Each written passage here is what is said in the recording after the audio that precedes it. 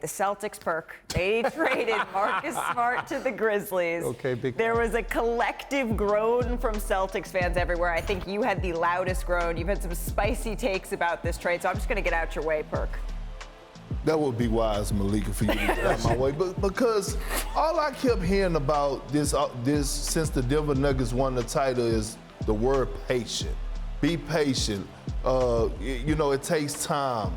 And all of a sudden now, your heart and soul of your team, the voice in your locker room, you trade them, right? And everybody is just now all of a sudden so high on Kristaps Porzingis. I don't know where it came from, but now all of a sudden he's this incredible player. He's going to take Boston over the top. But we wasn't keeping that same energy when the pressure was on him when he was with the Knicks. We wasn't keeping that same energy when he was paired up with Luka Doncic and he couldn't handle the pressure of actually playing with Luka and having certain standards. Now, when you go to Washington and Bradley Beal is out and you're not playing under any pressure and there's no expectations and you go out there and you're able to drop 23 a night, now all of a sudden he's back to, oh, yeah, he can take you over.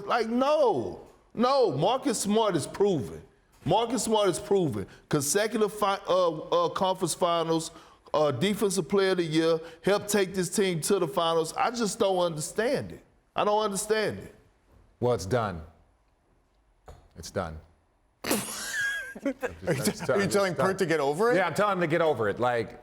Get over it. It's done. I like that you're not over it, Perk. Yeah, it's a big deal that the Celtics traded Marcus It is Smart. a big deal. It's a huge deal, man. It's a huge stop deal. Being so emotional. No, I'm not being emotional. It reminds me of 2010, 2011 when they traded a certain individual to Oklahoma City because they thought that they needed Jeff Green to come over because of LeBron James, D. Wade, and Chris Bosh in Miami, and they needed a wing position. They got complacent. And all of a sudden, you still here to this day.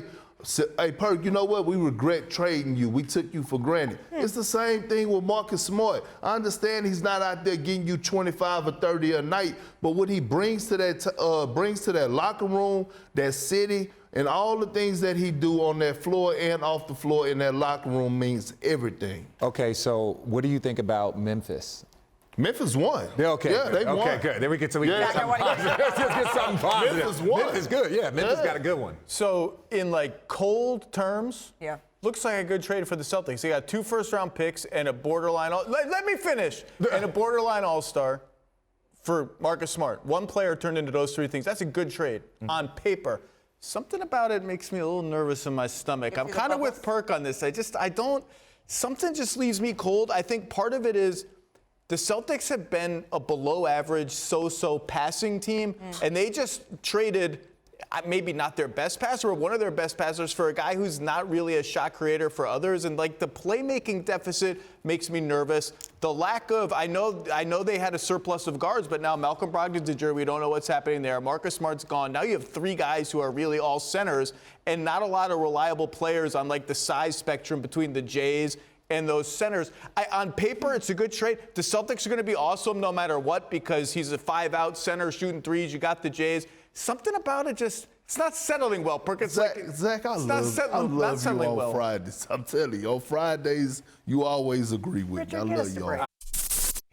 Thank you for watching ESPN on YouTube. For live streaming sports and premium content, subscribe to ESPN+.